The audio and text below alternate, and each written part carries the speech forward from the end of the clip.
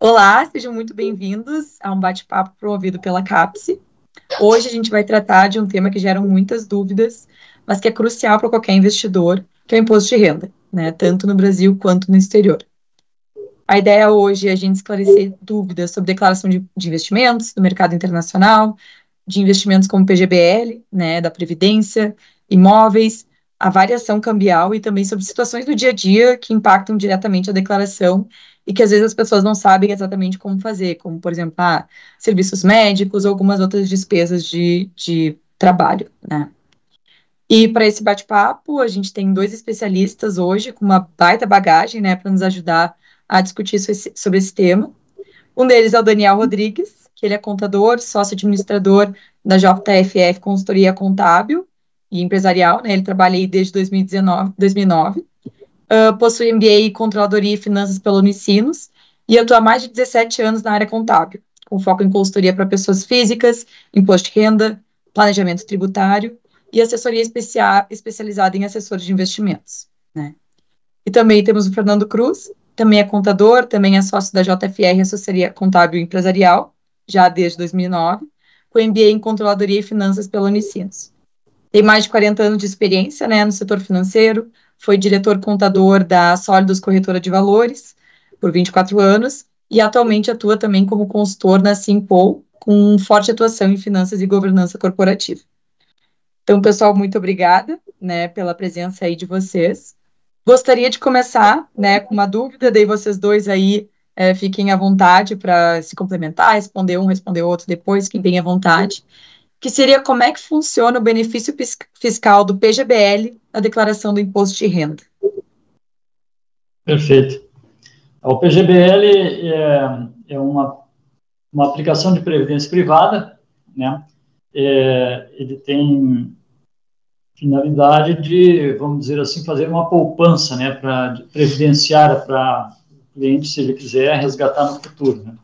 Ele tem uma dedução da base de cálculo dos rendimentos tributáveis na declaração de até 12%, né? Ele reduz a tributação final da declaração de imposto de renda em 12%. Claro, fica a critério do cliente, se ele quiser contribuir mais para o fundo de previdência, não tem problema nenhum. Lógico, daí, no caso,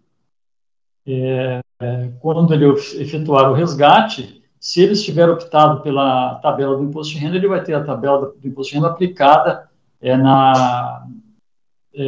no resgate, no efetivo resgate dessa aplicação no futuro, né? Mas ele também pode optar pela tributação definitiva regressiva, que vai de 35% até 15%, no caso do prazo acima de 10 anos, né? Digamos que um investidor, ele recebeu como herança, né, essa previdência, ao invés de ser um contribuinte com ela. Se for uma herança, a pessoa consegue reduzir essa tributação aí no imposto de renda dela, ou só sendo contribuinte de uma previdência privada? No caso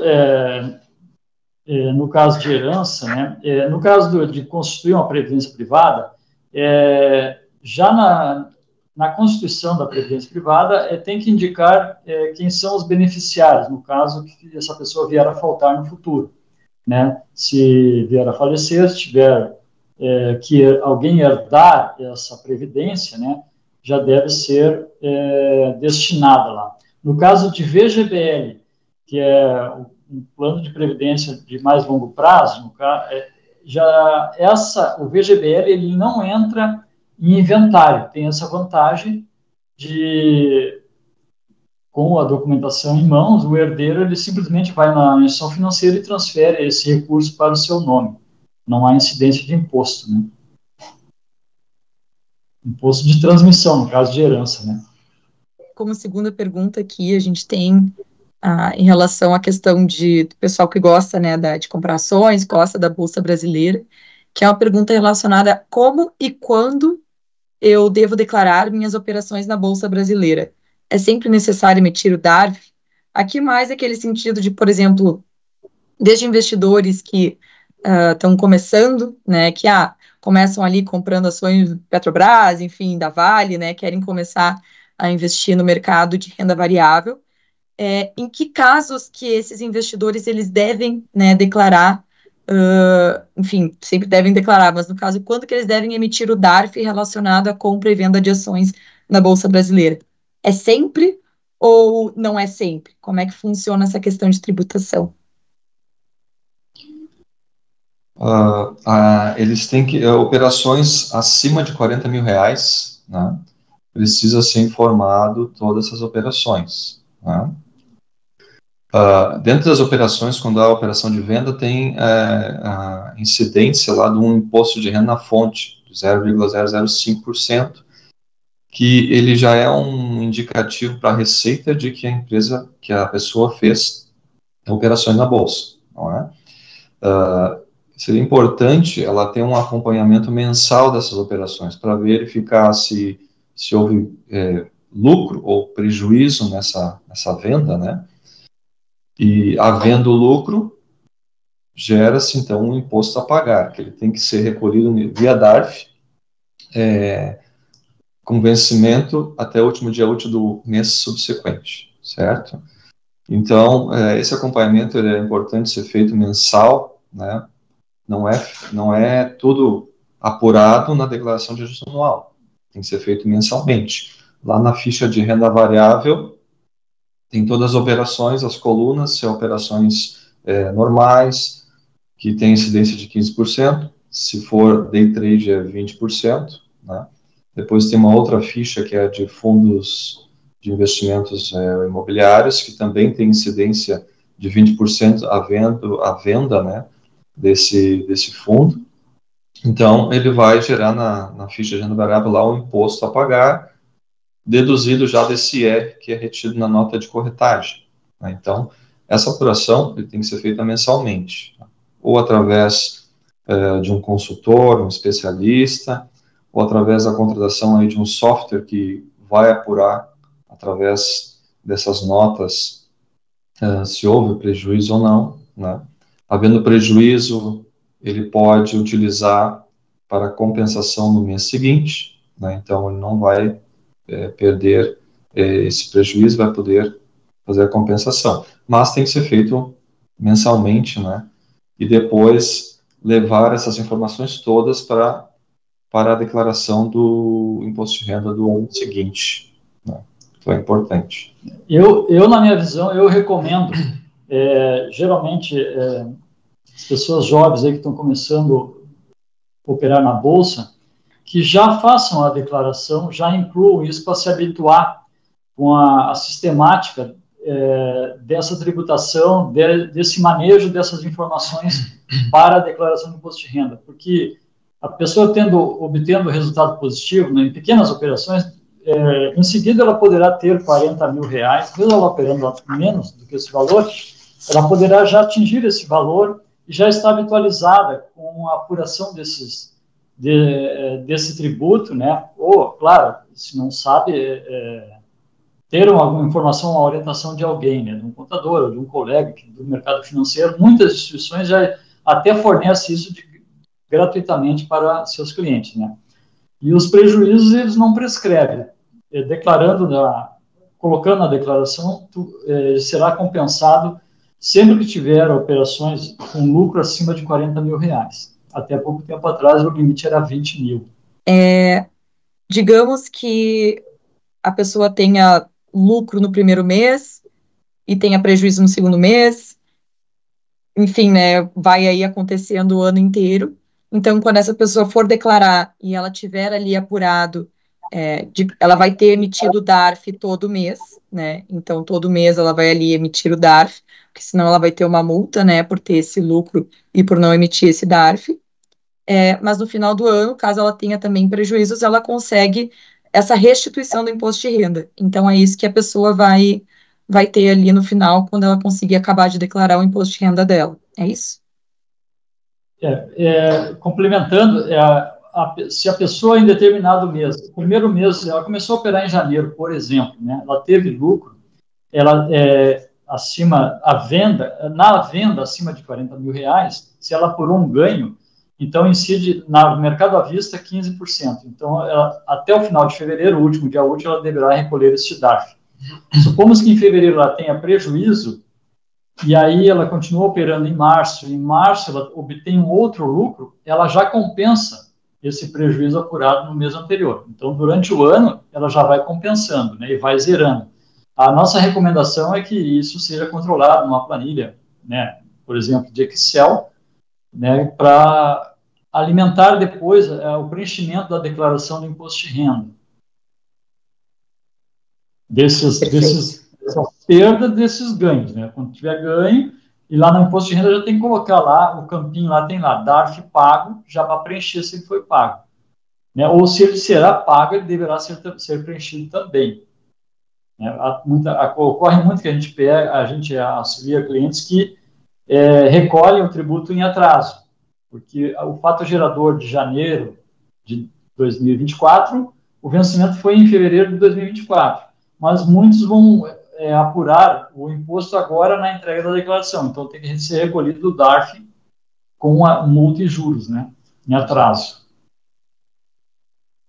E nesse caso a gente considera a renda variável, a gente também considera operações de derivativos que o investidor tenha feito. Isso, sim. Ali na ficha de renda variável tem lá mercado à vista, mercado de opções, mercado a termo, né? E na coluna da direita, na parte de day trade também, mercado à vista, opções e a termo. Eu nunca vi uma operação de day trade de termo, mas tem o campo lá se tiver um ganho, um prejuízo para ser preenchido. É mais raro de acontecer, mas existe também. Então, quando a pessoa for realizar ali a declaração, né? Como é que é essa questão do valor do imóvel? A pessoa deve declarar esse imóvel com o valor da compra dela, que foi, digamos, há 30 anos atrás, ou ela declara com o valor hoje de mercado? Como é que funciona essa questão? Na pessoa, eu vou falar um pouquinho, mas o Daniel complementa. A pessoa física, o imóvel, claro, ele é declarado pelo custo, né, de aquisição, mais alguns impostos, se teve algo de transmissão, alguma coisa que tu pode colocar isso, somar isso no custo. Ao longo do tempo, ele tem, na hora da venda, ele tem vamos dizer assim, um desconto, uma correção, um desconto da inflação no período, né? No caso de pessoas físicas. Mas se fosse na jurídica, também seria um pouco mais complicado de fazer uma hold de imóveis e tal. Não perde esse desconto, vamos dizer assim, essa correção monetária. Claro que teria que fazer por uma tributação mais vantajosa, que seria no lucro presumido, né? Mas, assim, não há expectativa de correção desse valor na declaração do imposto de renda, né? Isso. Depois de se registrar esse imóvel pelo custo de aquisição, havendo uma venda desse imóvel no futuro, então ele vai ter que ser feito lá, então, essa apuração se houve ganho ou prejuízo nessa venda. Então, vai ter que pegar o valor de venda lá do contrato, né, de compra e venda desse imóvel, geralmente sempre é mais valorizado, né, na venda, né? Então sempre tem um ganho, né, nessa apuração. Se for um único imóvel, ele tem um benefício da legislação de vender, de comprar um outro imóvel em 180 dias, ele renda. Ou seja, então, o ganho ali, né, o imposto é zero. Né? Então, se ele não utilizou desse benefício nos últimos 5 anos, ele pode utilizar esse benefício. Né? Se ele tem mais imóveis, se já utilizou esse benefício, então, ele tem que ser feita a apuração, né, desse lucro lá no programa do ganho de capital. Né? E depois, essas informações têm que ser importadas para dentro da declaração do imposto de renda para conhecimento da Receita Federal. Né? Essas informações, elas são todas cruzadas, né? Quando foi feito o registro no imóvel, lá no registro de imóveis dessa compra, dessa venda desse imóvel, as informações são todas cruzadas, né? Então, o contribuinte pode dizer assim, não vou declarar, vou deixar como está, mas futuramente pode ser uma situação de malha, né? Caso de cruzamento de informações, né, lá do cartório, né? Então, não é bom correr esse tipo de risco, né? E se o contribuinte tem esse benefício de isenção, é apenas ele fazer, o assessor, o contador, ele vai fazer só essa apuração do programa, vai jogar as informações para dentro do IR lá e está tudo ok, né? Não tem com que se preocupar. Mas é importante registrar, né, essas informações lá na declaração. Eu recomendo declarar até o único imóvel, né, pelo seguinte fato também: o único imóvel vendido até 440 mil, ele é isento de imposto, ele não paga imposto. Então, se eu comprei por 100 mil, vendi por 440, teve uma valorização de um determinado tempo, esse valor eu vou, sei lá, comprar um CDB, por exemplo, ele vai servir de origem para a declaração do imposto de renda. Então, eu sempre recomendo colocar na declaração bens e direitos adquiridos, né? Porque ele, ao longo do tempo, ele vai montando uma origem para a aquisição de outros bens de valores acima, né? Maiores no futuro, né? Então, nunca é demais fazer uma declaração, dá para fazer uma declaração bem simples, né? Que isso ajuda, né? Muita gente não tem essa habitualidade de fazer, mas não seria tão difícil assim, né? Mas existe esse benefício também, da venda de um único imóvel até 440 mil, ele não ter tributação, o resultado dessa venda. Perfeito. Agora, entrando um pouquinho mais na questão, voltando um pouco, né, para aquela questão mais de ações, do pessoal que gosta ali de renda variável, entrando um pouco na questão de dividendos, tá? Atualmente, os dividendos realmente são isentos de imposto de renda? Tem diferença entre os recebidos aqui no Brasil e no exterior? Os dividendos aqui no Brasil, né, eles são isentos, né? Já as operações de renda variável e todas as operações, né, em bolsa, dividendos no exterior, né, eles são tributados, né? Inclusive agora a Receita mudou aí através da legislação que os rendimentos, os dividendos do exterior e rendimentos de aplicações e tal, 15% o imposto de renda. Antes, esse ganho era apurado lá no programa do ganho do capital, tinha uma tabela progressiva de impostos de acordo com os rendimentos, né? Agora, a partir desse ano, já na declaração do imposto de renda, lá no grupo de bens, né, e direitos, né, ele tem que ser informado essas informações por lá, né? Então, teve lá uma ação que pagou dividendos, né, o informe da corretora já tem que trazer essas informações já apuradas, né, se houve ali dividendos, se houve lucros, e se teve a incidência do imposto, se esse imposto já foi recolhido, né, lá pela instituição. Todas essas informações têm que se constar lá na ficha de bens e direitos, lá nos bens, né? Então, no grupo 6, lá da declaração, vai informar que tipo de bem se é uma ação, se é uma ETF, e outros casos, né? Fundo de investimento, e informar essa situação, em 31/12, qual é o valor que teve lá, né, de patrimônio, e se houve, logo abaixo, tem um campo específico lá para ser informado, se houve os lucros, se houve dividendos, e se houve também retenção de imposto, né, porque havendo Estados Unidos e o Brasil têm acordos, né, bilaterais, né? Então, pagou imposto lá, ele vai ser automaticamente deduzido aqui, né, dos lucros, né, da apuração na declaração do imposto de renda. Lembrando que os dividendos aqui no Brasil, eles são isentos de imposto de renda da pessoa física, né? Oriundos do exterior, há incidência de 30% na fonte. Então, ele já vem retido pela corretora estrangeira, né, no caso, né. Hoje, há a obrigatoriedade de declarar. Esse dividendo ele é declarado como aplicação financeira na declaração, com essa novidade, né. Ele não se confunde com dividendos de empresa, ele tem um campo específico lá para dividendos de empresa, né, quem participa em entidades, né, pessoas jurídicas. Perfeito. Agora eu vou trazer uma pergunta bem boa para o pessoal que está nos assistindo, tá? Que é: quais são os erros mais comuns de declaração de imposto de renda e como evitá-los para não cair na malha fina? Que eu acho que essa é aí a pergunta mais desejada, né, para ser respondida pelo pessoal. Sim. Bom, alguns erros comuns aí é a pessoa física, contribuinte, esquecer de informar as fontes pagadoras, né?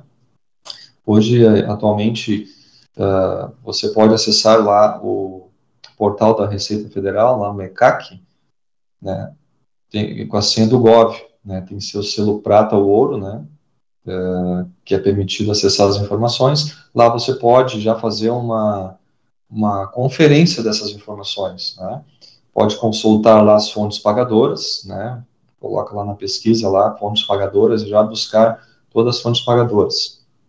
Também tem a questão ali da declaração pré-preenchida, que já traz algumas informações já do cruzamento de informações, né, dessas fontes, através de bancos, através da declaração de rendimentos retidos na fonte, né, a DIRF. Então, já faz um apanhado dessas informações, né? Então, é importante ele verificar, pegou os informes da imobiliária, está constando um valor no informe e lá na receita consta outro, né? Então, aí já tem uma divergência, né? Isso pode acontecer, né? Então, é importante ele fazer esse cruzamento de informações, né? Também a questão de despesas médicas, né, que está, a partir desse ano, já mudou essa questão, melhorou bastante, no sentido de que o profissional médico, dentista, fisioterapeuta, eles têm que apurar o carnê-leão por dentro do portal da Receita Federal, tá? Lá tem o Receita Saúde, que é uma aba lá do carnê-leão que ele lança ali todos os rendimentos, já gera o recibo para a pessoa física e se apura esse ganho, né, esse imposto, né, do carnê-leão já mensalmente. E ano que vem essas informações já vão migrar mais facilmente para dentro da declaração do imposto de renda e esse cruzamento vai ser mais fácil. Hoje, agora ainda referente ao ano passado, muitos profissionais eles emitem esse recibo de papelaria ainda, alguns. Manual. Manual. Ou fez lá no Word, deu para o cliente, e as informações, né, vão ser informadas na declaração, né. Às vezes o médico ou o profissional lá, o dentista, ele demora um pouco, né, deixa para o último dia para entregar sua declaração. Esse cruzamento ele pode cair aí uma malha fina, né?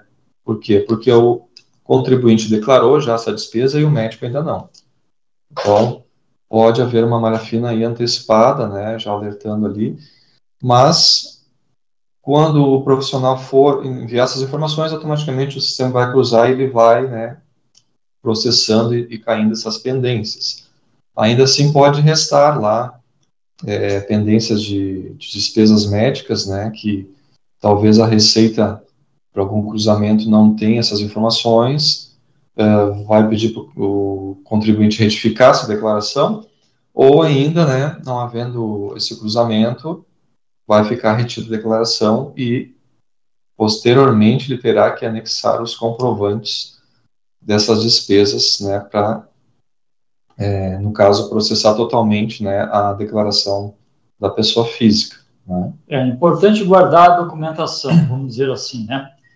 Mesmo que seja um recibo manual, uma despesa, uma nota fiscal de um laboratório, uma nota fiscal de um hospital, de uma consulta médica, é importante guardar esse documento consigo até o prazo prescricional, que seria 5 anos, né? Porque, havendo a necessidade de comprovação na Receita Federal, tem que sair, o contribuinte poderá tentar sair correndo para pedir algum comprovante, buscar algum comprovante para a comprovação, né, junto à Receita Federal para efeitos de malha fina, né? Já ocorreu muito isso no passado. Lembrando que as despesas médicas não têm limite para dedução, né? Dependendo do caso, já ocorreu com a gente de cliente ser chamado para comprovar a despesa médica na Receita Federal. Então, hoje, com o advento do livro caixa eletrônico, né, dentro do ECAC, isso aí facilitou muito, porque já está informado o CPF que o médico já está consultando, já está informando o valor que recebeu. E a pessoa física já vai receber isso na importação disponibilizada no ano seguinte, né, se quiser fazer a importação da Receita Federal. Isso facilita muito para evitar erros no preenchimento da declaração. Outra informação que tem também, um pouquinho voltando ali no caso dos imóveis, os cartórios de registro já informam para a Receita Federal isso há bastante tempo. E eu tenho visto nas declarações que a gente tem feito que, quando há uma negociação, uma transmissão de um bem de uma pessoa física para outra, uma pessoa jurídica, já vem preenchido na declaração essas informações. Só falta confirmar o cliente, né? Então, muitos ficam surpresos que esse cruzamento já está bem avançado. Então, por isso que eu recomendo sempre fazer a declaração do imóvel, de uma ação, de um carro, qualquer coisa, qualquer bem que já vai agregando patrimônio, já faça uma simples declaração, que isso ajuda muito para o futuro. Às vezes até a Receita ela questiona também que às vezes o contribuinte tem despesas altas, né, de despesas médicas, né, que são despesas lá totalmente lícitas, né, mas às vezes talvez por desconfiança ou até uma questão de critério do sistema deles, eles fazem esse cruzamento e retêm a declaração na malha. Não quer dizer que está errado, tá? Apenas não havendo esse cruzamento aí em tempo, né, posteriormente terá que comprovar anexando lá num processo esses documentos, mas é um processo aí totalmente tranquilo, né? E outras situações, né, que o contribuinte pode também ali pecar é na questão de dependentes, né, que só pode ser inserido na declaração de uma pessoa, né, por exemplo... De um dos cônjuges, os dependentes, né, então, apenas um dos cônjuges. Exatamente, então o pai e a mãe não podem declarar nas duas declarações, se declaram separadamente. Tem que constar apenas de uma, né? Inclusive, todas as despesas dos dependentes serão registradas apenas em uma declaração. Então, esse é um cuidado aí adicional que tem que cuidar, né, nessa apuração aí também. Mais alguma outra informação que queira acrescentar? Não, eu acho que os principais pontos são esses, né? A reunir os documentos que envolvem a declaração, né? Tanto de recebimentos, de proventos, de salários, etc., prolabores, até recibos de alguma prestação de serviço de autônomo que há a incidência de imposto de renda, porque às vezes, muitas vezes, a DIRF nas empresas ela é retificada mais de uma vez no ano, às vezes não cruza a informação disponibilizada lá, já ocorreu muito isso, né, de as empresas retificarem, esqueci um recibo de prestação de serviço de autônomo de um prestador de serviço lá que não foi para a DIRF, então automaticamente ele vai entrar na malha fina, né?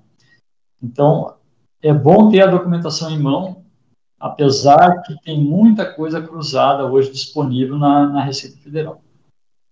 Gabriela, outro detalhe ali, a questão, por exemplo, de alguma despesa médica ou de despesa de educação, de escola do filho lá, daqui a pouco os pais têm a situação que são separados, né?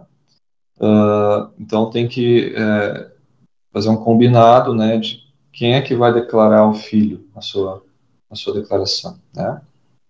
Daqui a pouco tem uma despesa lá que está no nome da mãe mas o filho é dependente do pai, né? Então, tem que aí haver um ajuste do documento, mudar lá na instituição o nome, né?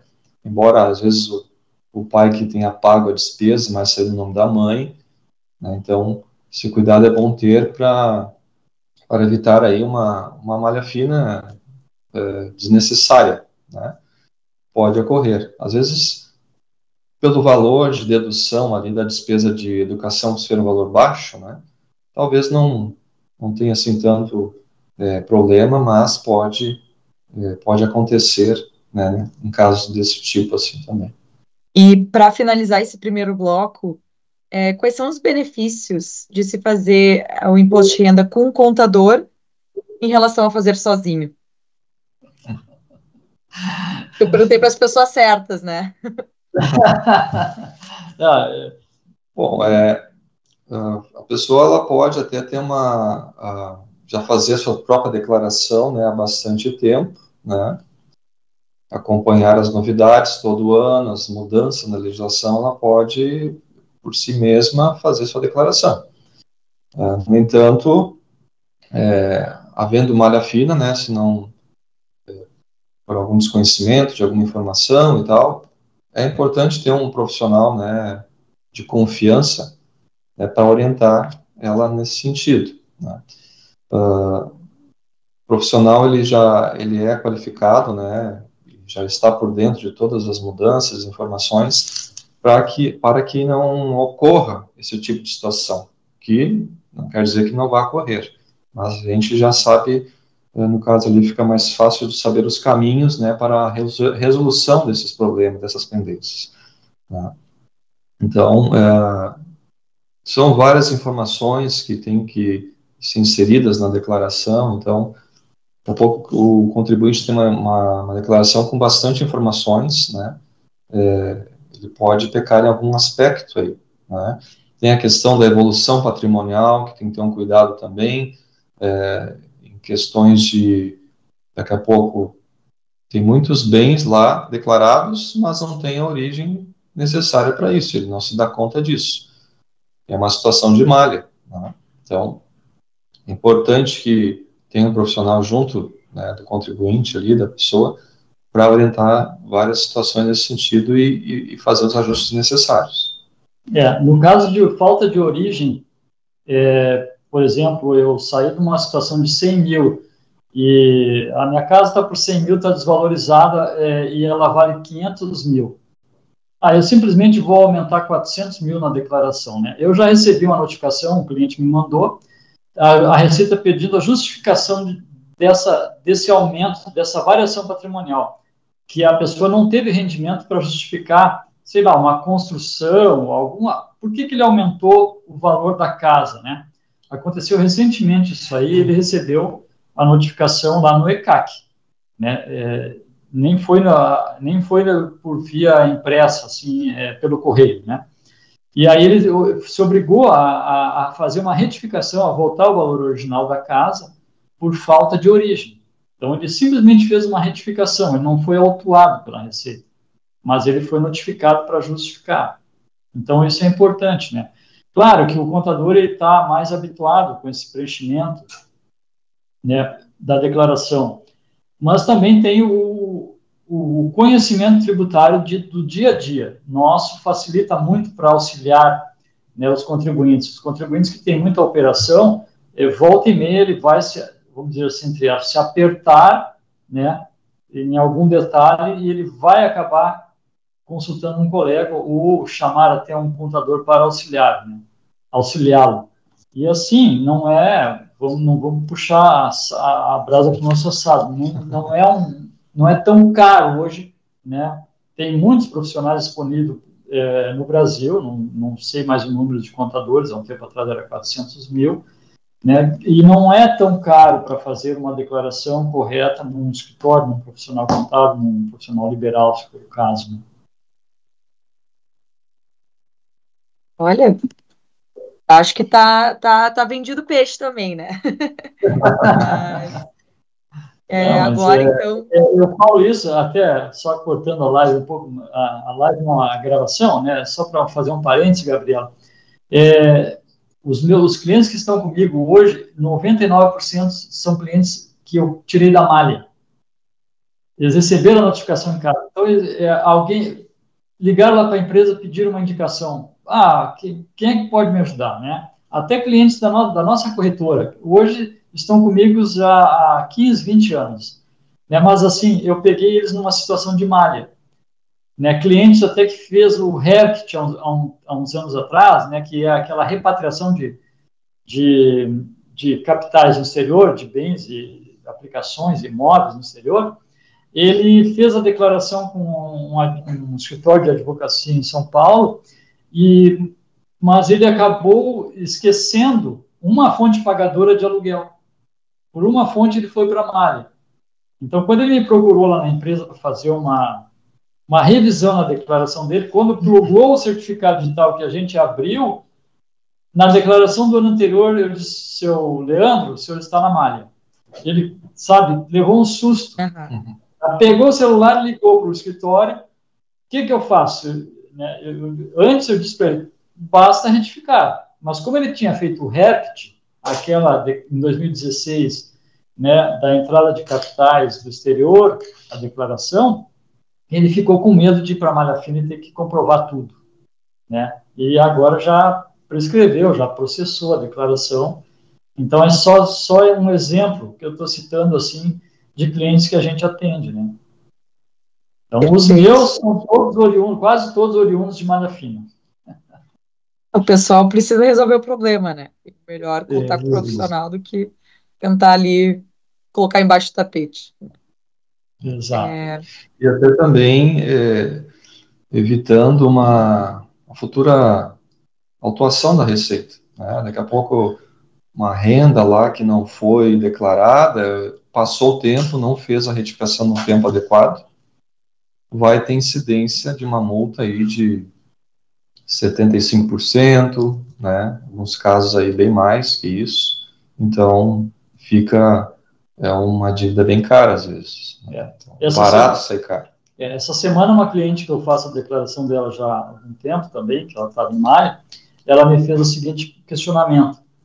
Ela perguntou se a mãe dela tem um imóvel que não está em usufruto para ela.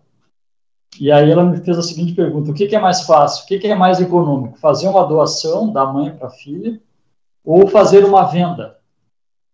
Aí eu disse para ela, não existe receita de bolo pronto, resposta pronta, mas eu vou te dar uma resposta, eu vou ter que fazer uma simulação de doação, quais os impostos que existem, que incidem, e a venda efetiva do apartamento, né? Que ela tem uma única filha, né? Então tem 2 apartamentos que já estão no usufruto da filha, né? E um não.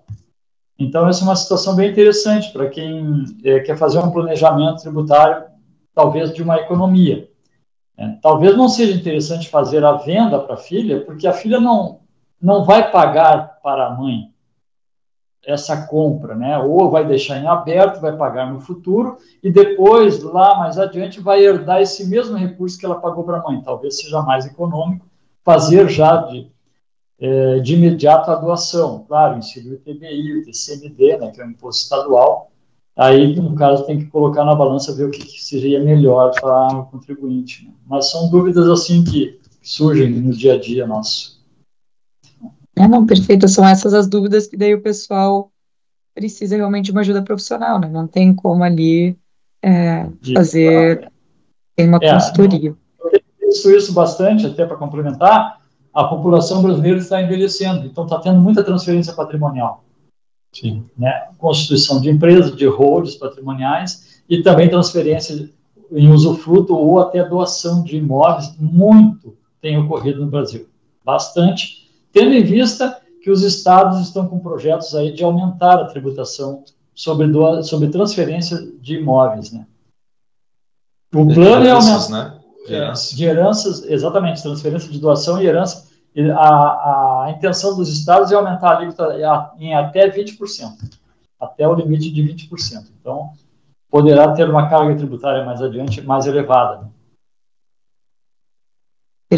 São dúvidas que, inclusive, alguns clientes da CAPES nos enviaram. A gente tinha até separado aqui algumas dúvidas que foram enviadas pelo pessoal, mas é que vocês acabaram de responder, né? Essas questões de imóveis, elas geram aí muita confusão, tem muita alteração também, né? Que tem ocorrido ultimamente, esse ano, né? Acho que desde a pandemia puxou bastante, né? Várias modificações, principalmente pela digitalização, né? De todo o sistema. Mas realmente são dúvidas aí que o pessoal já tinha nos encaminhado e que já foram respondidas aí por vocês já. Excelente. Excelente. Que bom que ele está preocupando com o pessoal. Perfeito. E, bom, encerrando, né, esse primeiro bloco, a gente vai para o último bloco, né, agora, que seria mais para a questão da renda internacional, né, então para o pessoal que tem investimentos no exterior, o pessoal que gosta aí de comprar seus bonds, que gostam, né, do pessoal, enfim, de um S&P. São dúvidas, assim, bem parecidas, né, com o que a gente tem aqui para o nosso mercado brasileiro, mas que, claro, né, agora, principalmente com algumas alterações da lei, a gente sabe que tem algumas mudanças importantes para o imposto de renda desse ano. Quando é que a pessoa física ela tem que fazer a saída fiscal para o exterior, né? Então, a pessoa está investindo fora, ela está morando fora, né? Quando é que é necessário, se é que é necessário, né, fazer a saída fiscal? A troca de governo e o advento da tributação dos offshore, essa nova lei de tributação dos investimentos no exterior, né, o ano passado ele abriu uma janela para quem quisesse trazer dinheiro de fora, regularizar esses recursos que estão lá fora, imóveis, empresas, e eu vi já alguns casos, né, e notícia que teve muitos casos de repatriação no ano passado, de setembro a dezembro. E então, assim, o ano passado, com esse advento da votação dessa lei dos offshore, a gente viu aí que o dólar ele teve uma ascendência e foi até mais de R$6. Isso significa muita gente colocando recursos no exterior, né, para proteção patrimonial, né? Tem uma parte, hoje a gente vê no mercado financeiro a recomendação de ter no mínimo aí uns 30% alocado no exterior, né, para proteção patrimonial. Isso é importante, né? No caso de fazer a saída definitiva, se a pessoa quiser, isso ela pode fazer a qualquer momento que for favorável para ela, né? Se ela passar acima de 183 dias fora do Brasil, ela já é considerada não residente. Então, isso aí, se não fizer uma saída definitiva, poderá se complicar no caso das declarações de imposto de renda entregues aqui no Brasil, né? Principalmente se tiver um país que não tem acordo de bitributação, né? De compensação de tributos, ter que declarar o tributo recebido aqui lá, o rendimento recebido aqui lá fora, ou vice-versa, né? Isso é bastante complicado. Então, essa lei veio para dar uma chacoalhada aí, né? E também aumentar a arrecadação. Na verdade, isso aí veio para aumentar a arrecadação, né? Para forçar o pessoal a declarar isso aí e tributar, né, dividendos lá de fora que são isentos, ou operações em bolsas fora nos Estados Unidos, por exemplo, ela não tem incidência de imposto de renda, né? Não tem 15% sobre o lucro. Aqui no Brasil tem. Então, eu operei lá na XP no exterior, comprei ações lá, agora eu vou declarar se teve ganho ou prejuízo e pago. A vantagem disso aí é que tu vai pagar o imposto só no ajuste da declaração, esses ganhos fora do país, né, compensando algum imposto que foi pago lá. Então, isso tem que fazer mensalmente, né? Aqui no Brasil tem que fazer mensalmente. Isso aí também é ruim para o contribuinte. Todo mês tem que fazer um DARF, se tiver lucro, né? Tem que estar se lembrando de fazer um DARF, tem que estar pegando para apurar. Às vezes o contribuinte, né, vamos dizer assim, terceiriza isso, ou usa um sistema de apuração, né, para fazer, né? No meu caso, até eu tenho clientes que pedem para eu apurar a renda variável mensal. Toda virada de mês ele me manda as notas de corretagem, e como eu já faço há 15 anos para ele nem contratou sistema nenhum, ele continua fazendo comigo. Eu faço no Excel mesmo e já monto um resumo, né, se tem imposto a pagar ou não, e já levo depois e digito na declaração. Claro, tem que digitar manualmente depois lá, né? Mas É importante isso aí. Muito boa a tua pergunta. Bom, puxando então para o segundo bloco, né? Falando dessa parte aí de tributação internacional. A primeira pergunta que eu quero fazer é relacionada à Bolsa Americana, né? Então, como é que a pessoa declara os lucros de imposto de renda da Bolsa Americana? Né? Como é que é essa junção? A gente já comentou anteriormente, né, um pouco sobre essa questão, mas de forma geral, assim, para o investidor que realizou operações na Bolsa Americana, como é que ele declara? Muito bem. Agora mudou essa situação, como a gente havia mencionado. Antes era feita essa apuração mensalmente, com uma tabela progressiva lá da alíquota, né, do imposto de renda. Agora, a partir desse ano, faz todas as informações, toda a apuração de lucro na declaração de ajuste anual, né, com a alíquota de 15%, não é? Então, é importante que o contribuinte, né, busque junto à sua corretora um relatório que evidencie essas informações, né? Qual tipo de ativo tem lá, se é ações, se é ETF, se é bonds, né? E que ali já vai vir, né, demonstrado a situação ali do ativo em 31/12, né, que tem que ser inserido lá na declaração, e na própria ficha haverá ali um campo que será informado se houve ali lucros, se houve dividendos, e se também já teve retenção de imposto lá, né, dos 30% lá na fonte, que tem que ser também informado isso, para que ele já seja feito um abatimento, né, desse imposto, né, na apuração ali da declaração. E tem que informar item a item. Item a item. Ação por ação. Não é global. Exatamente. Tem que apurar por ação. Se operou bastante, vai dar bastante trabalho, vai ter que abrir uma ficha para cada investimento no exterior. Fundos de investimento,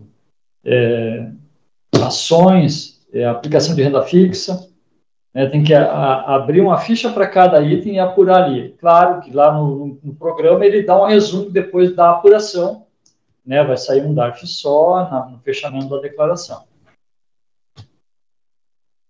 No caso de mais um detalhe, o cliente vai declarar, no caso de ações, pela cotação do dólar, convertido na cotação do dólar da compra da ação.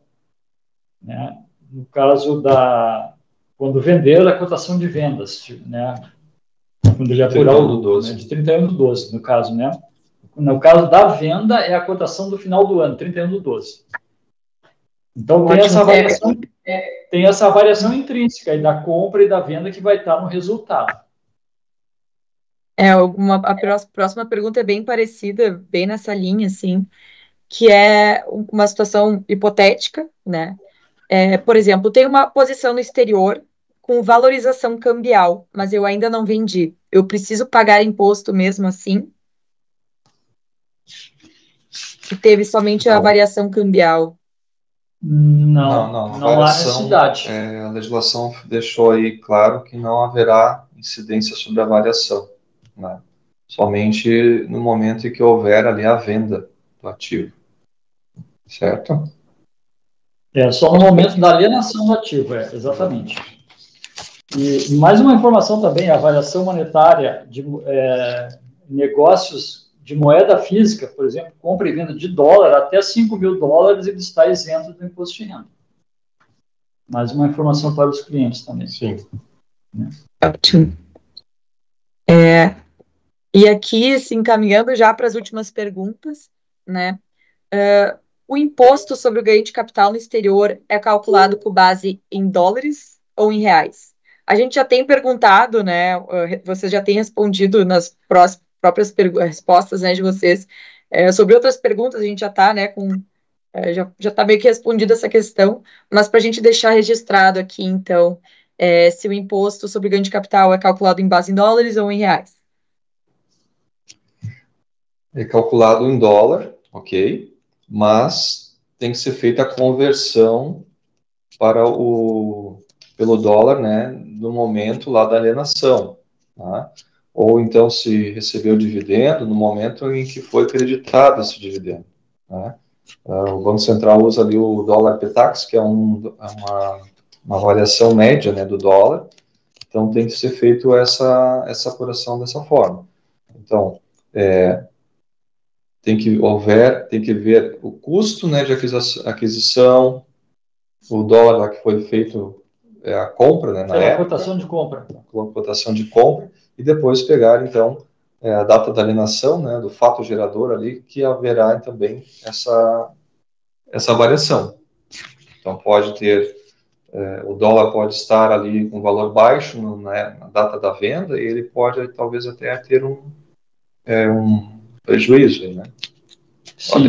Né? Então, é importante que seja feita essa comparação.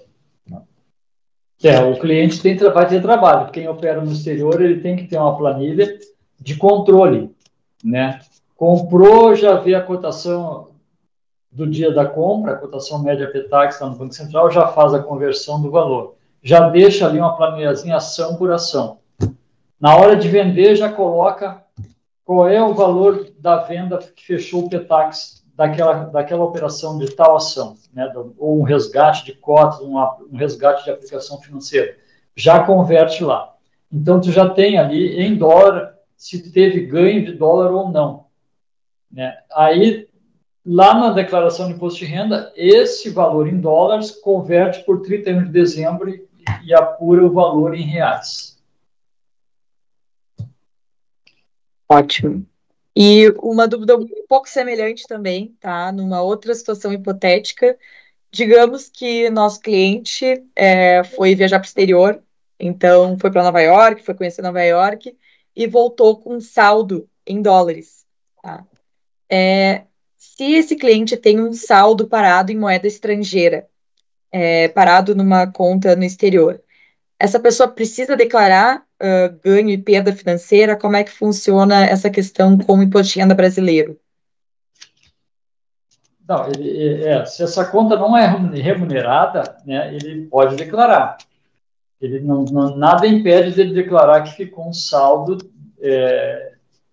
até em moeda. Se ele levou moeda, dólar, vamos dizer assim, papel físico, né, papel moeda, e levou 5 mil dólares e voltou com $1.000, se ele quiser declarar esses $1.000, não tem problema nenhum. Espécie, né?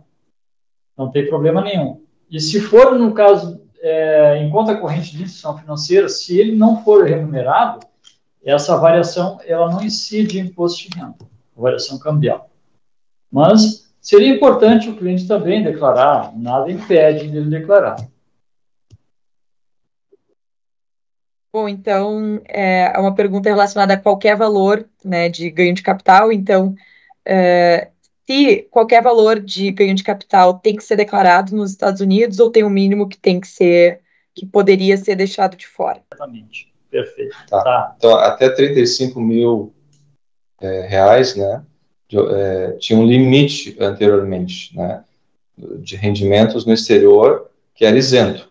A partir desse ano, todas as operações têm a incidência de imposto a 15%. A partir de 2024. Isso, ano base 2024.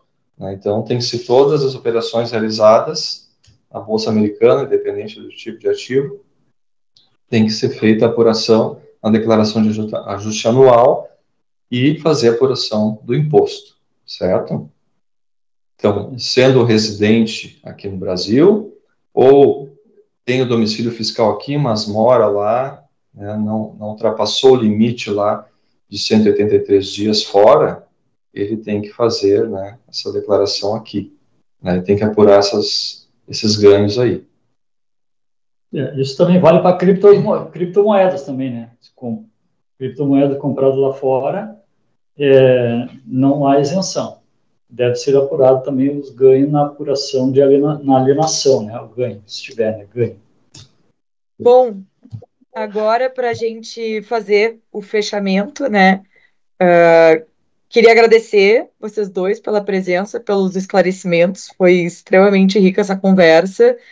Seja para os clientes da CAPSE, seja para os clientes de vocês, até para eu mesma, né? Para mim também é muito bom saber dessas informações que vocês estão passando. É muito bom ouvir de profissionais, né, que entendem, então, aí no mercado há um tempo, resolvendo os problemas de pessoas físicas, pessoas jurídicas, né. Imposto de renda exige, né, muitas atenções aos detalhes, então a gente tem ali muitas pequenas questões, né, que a gente vai aprimorando e amadurecendo ao longo do tempo. E é aquilo, né? A gente sempre quer que os nossos clientes, os investidores, tenham cada vez mais capital, mas com a quantidade de capital aumentando também, consequentemente, o imposto de renda também vai complicando um pouco mais, né? A gente quer que todo mundo fique cada vez com o imposto de renda mais complicado, porque significa que está aí conseguindo aumentar o capital. Então, Perfeitamente. para finalizar de fato, né, se qualquer pessoa que estiver assistindo quiser qualquer apoio para organizar a declaração, quiser revisar os investimentos, quiser algum apoio, né, melhor em relação à estrutura fiscal do patrimônio, pode contar aqui com a CAPES e também pode contar com os nossos especialistas da JFR, né? Agradecemos mais uma vez a presença de todos, de todo mundo que está interessado. E se ficou com mais alguma dúvida, pode entrar em contato com a gente da CAPES, que a gente consegue ajudar aí vocês com até o dia 30, né, desse mês, não podemos esquecer, né, com o prazo final, né, para a gente ficar aí todo mundo 100% com a Receita Federal. Eu queria agradecer ao convite, né, da CAPES, né, a gente já tem uma parceria aí com a empresa já desde o início, lá, quando a empresa foi fundada, então é um privilégio a gente ter essa parceria e participar, né, dessa live aí. E ao pessoal que está nos assistindo, né, aqui no estado tem uma campanha que é o Valores que Ficam, né? Se o contribuinte tem imposto a pagar na declaração lá, ele pode fazer uma destinação desse imposto para instituições de caridade, né? Fundo do idoso, né? O fundo da criança e do adolescente, né? E é importante, ele lá tem um campo próprio na declaração que ele já vai calcular automaticamente um valor percentual lá do imposto devido que ele pode destinar para uma instituição. Tá? Então, 3%. E ao longo do ano, ele pode fazer também uma doação, né, equivalente a 3%, que dá um total de 6% no total, e ser utilizada na declaração em 2026. Tá? Então, não só aqui essa campanha que o Estado aqui faz, né, mas todo o Brasil pode o cliente ter essa liberdade de fazer essa destinação, e eu creio que é muito importante, porque muitas dessas instituições é difícil de buscar uma fonte de renda, né, de benefícios do próprio governo, então seria importante, né, o contador, do contribuinte, né, do cliente, já fazer esse tipo de orientação, tá?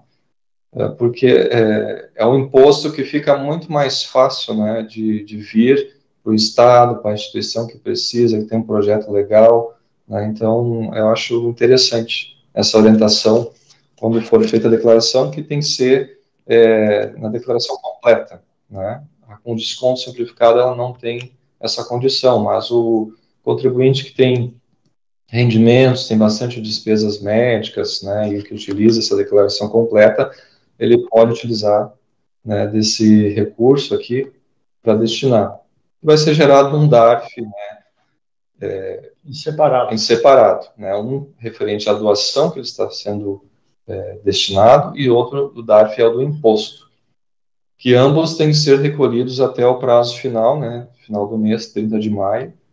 Né, se a doação, ele esqueceu de fazer o recolhimento desse DARF, então ele terá que fazer uma retificação da declaração, né, e daí sim fazer uma DARF, né, com a diferença do imposto e daí recolhido todo para a Receita, daí não tem mais como destinar, mas pagando até o final do mês é possível fazer essa destinação aí para as instituições de caridade.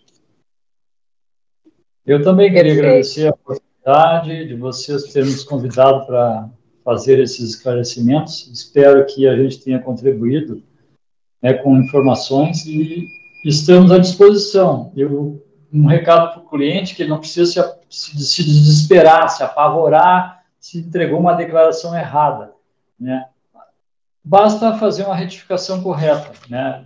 De alguma coisa que esqueceu, alguma malha fina, alguma notificação, não tem problema nenhum. Hoje a Receita ela tem um prazo de 5 anos para fazer uma fiscalização, uma declaração. Então o cliente não precisa ficar desesperado com alguma informação incorreta que ele colocou ou ele esqueceu de colocar, né?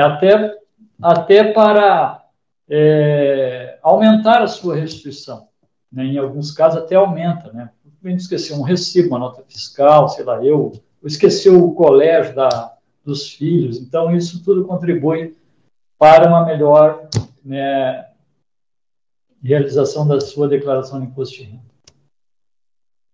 E se tiver perguntas posteriores, Gabriela, estamos à disposição, a gente para responder dúvidas, né? Pode ficar à vontade de perguntar. Ótimo, pessoal. Acho que foi a finalização perfeita aí com as pontuações aí de vocês. E muito obrigada, né, mais uma vez aí pela presença de vocês.